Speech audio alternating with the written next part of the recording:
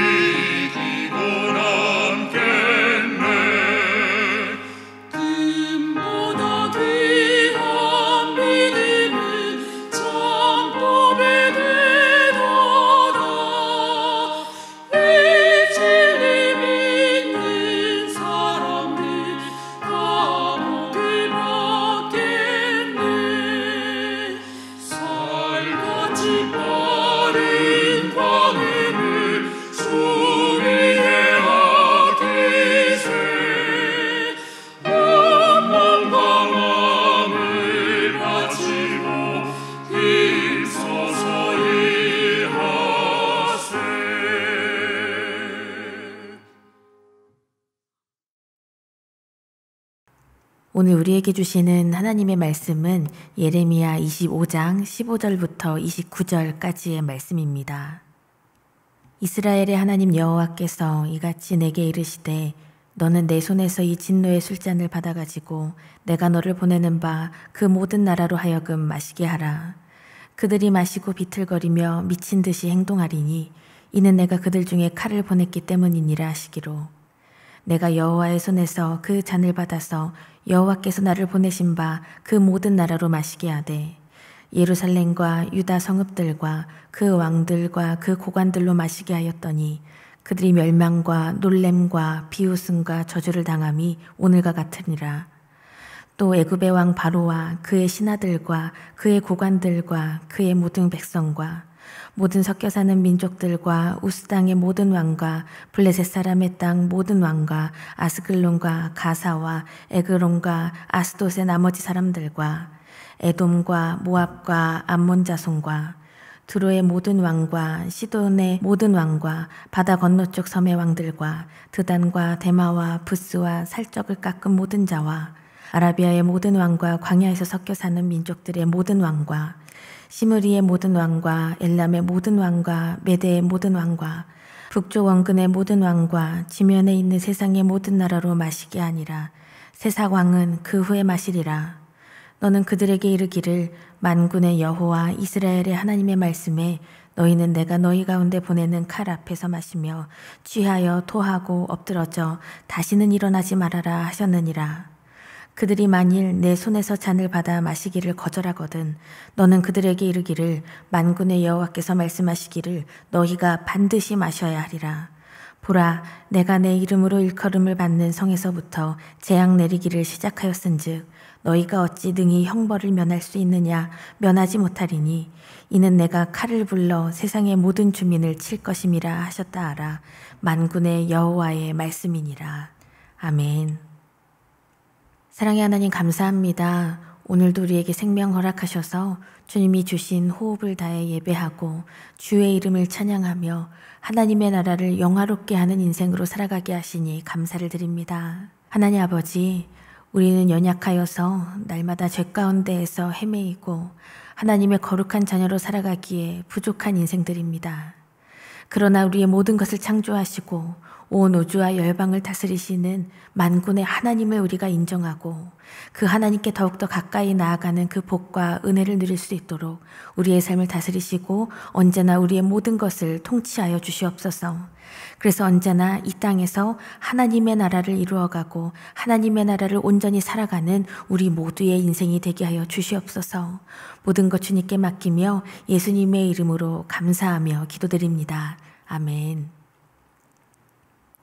할렐루야. 아멘. 오늘도 우리를 거룩한 예배자로 부르시고 오늘도 우리를 하나님 앞에 인도하여 주신 그 은혜에 감사를 드립니다. 우리에게 허락하신 이 호흡을 다해서 하나님께 영광 돌리며 살아가는 우리 모든 예배자들이 되시기를 간절히 축원합니다. 저희가 예레미야 25장 말씀을 계속해서 묵상을 하고 있지요. 예레미야가 전하는 이 메시지는 느부갓네살 왕이 집권하기 전에 유다가 70년간의 바벨론 포로 생활을 시작하기 20년 전에 바벨론 왕을 섬기리라 라고 예언을 한 것입니다. 예레미야 선지자는 20년이 넘는 세월 동안 동일한 메시지를 계속해서 선포하였지만 이 이스라엘은 어떻게 했나요? 그 메시지를 듣기를 거부하면서 계속해서 대치하듯이 죄 가운데에서 늘 살아갔지요. 칼과 방패의 대결도 이것보다는 덜 하겠다라는 생각이 들 정도입니다. 그러나 하나님의 선지자 이 예레미야는 끝까지 포기하지 않았습니다. 끝까지 포기하지 않고 하나님의 그 하나님의 말씀을 선포하며 나아갔지요. 하나님의 말씀을 선포할 수 있는 것, 그 말씀이 임하여서 하나님의 그 말씀을 대언할 수 있고 그 복음을 전할 수 있는 것 자체만으로도 얼마나 큰 은혜이고 감사한 일인지 모르겠습니다. 저는 몇 개월 전에 전도 폭발 세미나를 다녀왔는데요. 이론적인 것도 배우다가 실제로 복음을 전하러 인근 지역에 나가는 시간도 있었습니다. 그런데 정말 그 당시에 이상하게도 저희가 맡은 그 거리에 사람이 한 명도 없는 거예요. 그리고 하다못해 동네 한가운데 있는 그 공원들을 다 다녀봐도 사람이 없어서 복음을 전할 수가 없었습니다. 다른 공원도 가고 계속 거처를 옮기면서 나아갔는데 어느 공원에는 어르신 한 분이 계셔서 가니까 귀가 전혀 안 들리셔서 소통이 안 돼서 포기할 수밖에 없는 상황도 있었습니다. 전하고 싶어도 전할 수 없는 상황이 얼마나 안타깝고 괴롭고 고통스럽고 안타까운 일인지 새삼스럽게 느낄 수 있었던 시간들이었는데요. 이리저리 뛰어다니면서 제가 얼마나 눈물이 났는지 모르겠습니다. 물론 오늘 이 말씀에 예레미야 선지자는 제가 경험한 것과는 비교도 할 수 없는 것이겠지만 말씀을 전하는 것 때문에 여러 가지 어려움을 만났음에도 불구하고 여전히 하나님께서 부어주시는 그 말씀을 선포하고 예언하는 그 사명을 끝까지 포기하지 않았다는 것을 우리는 기억해야 합니다. 간절히 바라기는 하나님 아버지의 그 말씀과 우리 아버지의 그 마음을 우리가 넉넉히 우리 삶 속에 우리의 가슴 속에 품고요. 담대히 전하고 선포할 수 있는 우리 믿음의 삶을 살아갈 수 있기를 간절히 축원합니다. 예레미야 선지자는 이스라엘 민족만을 위한 것이 아니라 온 열방을 위해서 보냄받은 선지자라는 것을 우리가 알 수 있습니다. 오늘 읽으신 15절 말씀에서부터는 하나님께서 열방의 모든 나라를 심판하시겠다라는 이 예언의 말씀이 이어지고 있습니다. 예레미야 선지자의 이 예언의 말씀 중에 정말 클라이막스와도 같다라고 느껴질 정도인데요. 오늘 말씀을 보면 하나님의 진노의 술잔을 받은 나라들은 전쟁의 칼 때문에 비틀거리면서 미칠 것이다 라고 이렇게 말씀을 하고 있습니다.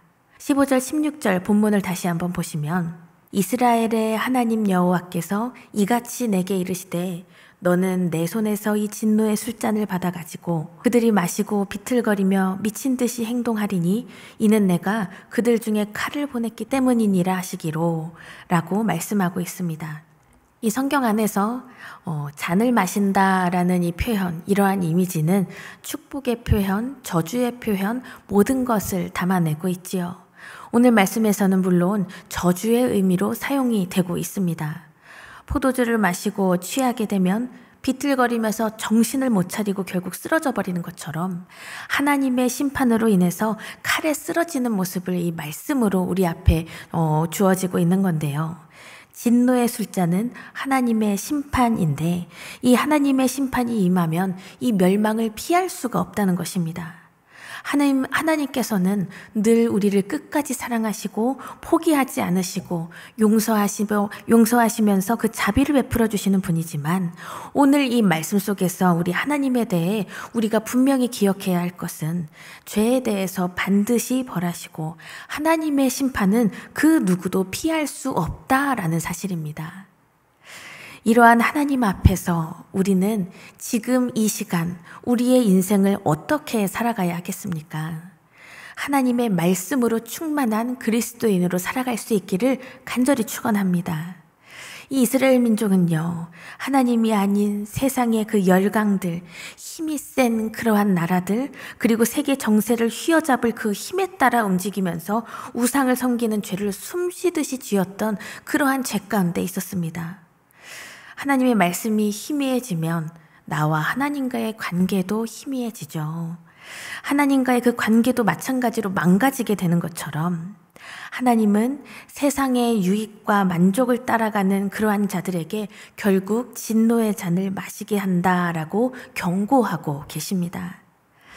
그 이후에 이어지는 이 본문 18절부터 26절까지를 보시면 이 진노의 이 잔을 마실 민족의 목록이 쭉 열거되어 있습니다. 제일 먼저는 의외로 이 예루살렘과 유다 성읍과 그 왕들과 고관들로 그 잔을 다 마시게 하고 이후에는 출석을 부르듯이 우리가 다 만났던 말씀 속에서 만났던 그 열방의 모든 나라들의 이름을 다 부르고 계셔요. 모두 열거하기에는 참 길지만 애굽과 그 왕과 모든 백성에게 우스와 블레셋, 아스글론, 가사, 에그론, 아스돗 이렇게 등등등 계속 이 열방과 민족이 계속 이름이 이어져 나오고 있는 것입니다. 그런데 가장 먼저 아까 말씀드린 것처럼 유다, 특히 예루살렘이 진노의 잔을 마실 첫 번째 대상이라는 것을 우리가 기억해야 하는데요. 하나님께서 이 이스라엘 민족 선택하여 주시고 미리 택하여 주시고 그 누구에게보다도 큰 사랑과 자비를 베풀어 주셨습니다.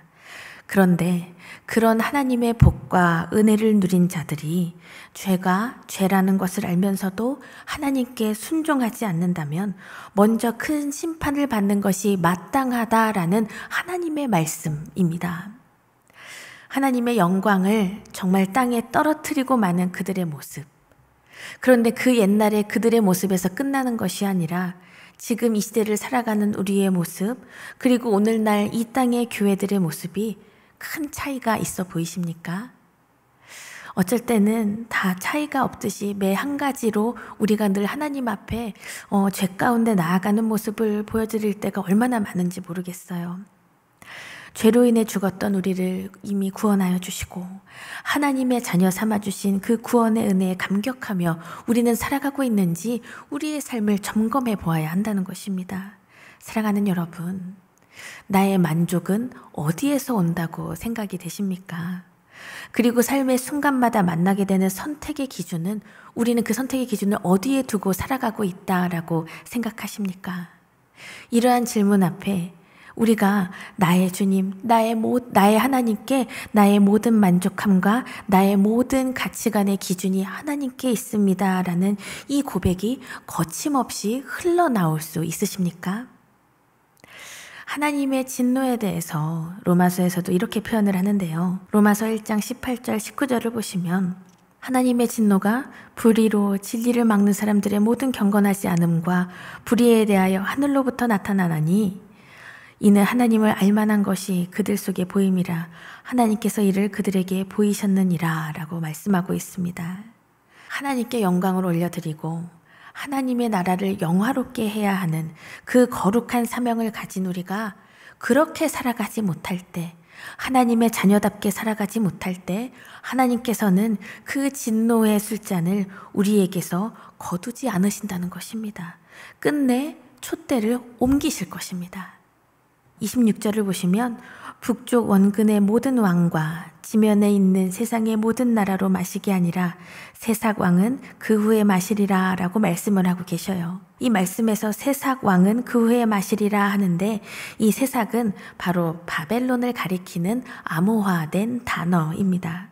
그러니까 온 나라들이 다 진노의 잔을 마시게 될 텐데 마지막으로 이 모든 것 가운데 승리를 거머쥔 것 같은 이 바벨론마저도 하나님 앞에서 멸망과 그 진노를 피할 수 없다라는 것입니다.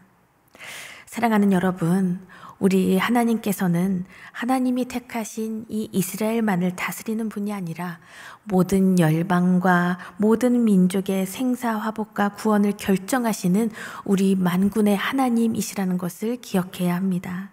하나님의 심판은 그 누구도 피할 수가 없습니다. 하나님의 통치가 임하지 않는 곳은 없습니다. 구원의 하나님의 그 은혜 앞에서 나의 의를 드러낼 수 있는 존재는 하나님 앞에 아무것도 없다는 것을 믿으십니까? 28절의 이 말씀에서 하나님께서는요, 그들이 만일 내 손에서 잔을 받아 마시기를 거절하거든 너는 그들에게 이르기를 만군의 여호와께서 말씀하시기를 너희가 반드시 마셔야 하리라 라고 말씀하고 있습니다. 회개하지 않은 민족은 반드시 마셔야 하리라 단호하게 말씀하고 있어요. 이 땅에 내려지는 가장 혹독한 심판의 말씀이 오늘 이 예레미야의 이 예언의 말씀이 아닌가 생각이 됩니다. 히브리서 9장 20절에서도요. 한 번 죽는 것은 사람에게 정해진 것이요 그 후에는 심판이 있으리니 라고 말씀하고 있습니다. 우리는 단 하루를 살더라도 그리고 단 1분을 살더라도요. 언제나 하나님의 심판대 앞에서 그 앞에 선 마음으로 우리는 하나님 앞에 바로 서서 살아가야 하는 거룩한 주의 자녀인 줄 믿습니다. 예수 그리스도를 통해서 우리를 구원하신 십자가 사랑을 힘입고 그 사랑에 합당한 인생, 거룩하고 경건한 인생을 우리가 살아내야만 한다는 것입니다. 잘 아시는 존 웨슬리 목사님도요. 그러한 믿음으로 거룩하게 구별된 삶을 살아갈 수가 있었고 그리스도인의 완전을 향하여서 날마다 나아갈 수 있었던 것입니다. 하나님의 다스리심과 그 뜻하심이 온 우주와 온 열방을 향하여 있습니다. 특히 먼저 하나님의 은혜를 누린 자들, 하나님을 더 많이 알고 더 크게 순종해야 할 자들이 그 사명을 온전히 감당하지 않을 때에는 큰 심판을 내리신다라는 이 말씀을 우리는 늘 마음속에 새겨야 할 것입니다. 어둠을 밝히는 빛처럼 우리가 먼저 거룩한 주의 자녀로 빛의 자녀로 그 삶을 살아내야 할 것입니다. 그래서 하나님의 주권을 인정하면서 날마다 죄에서 돌이켜서 하나님께로 더 가까이 나아가는 우리 모두의 삶이 되시기를 간절히 축원합니다. 그래서 우리를 통해서 우리의 가정과 우리의 모든 믿음의 공동체와 나아가 이 지역사회와 이 땅과 온 열방이 하나님 앞에 거룩한 백성으로 살아가며 주님께 영광 돌리는 그 은혜를 누릴 수 있는 우리 모두가 되기를 간절히 축원합니다. 다 함께 주기도문 하시며 오늘의 예배를 마치겠습니다. 하늘에 계신 우리 아버지여, 이름이 거룩히 여김을 받으시오며 나라가 임하시오며 뜻이 하늘에서 이루어진 것 같이 땅에서도 이루어지이다. 오늘 우리에게 일용할 양식을 주시옵고 우리가 우리에게 죄 지은 자를 사하여 준 것 같이 우리 죄를 사하여 주시옵고 우리를 시험에 들게 하지 마시옵고 다만 악에서 구하시옵소서. 나라와 권세와 영광이 아버지께 영원히 있사옵나이다. 아멘.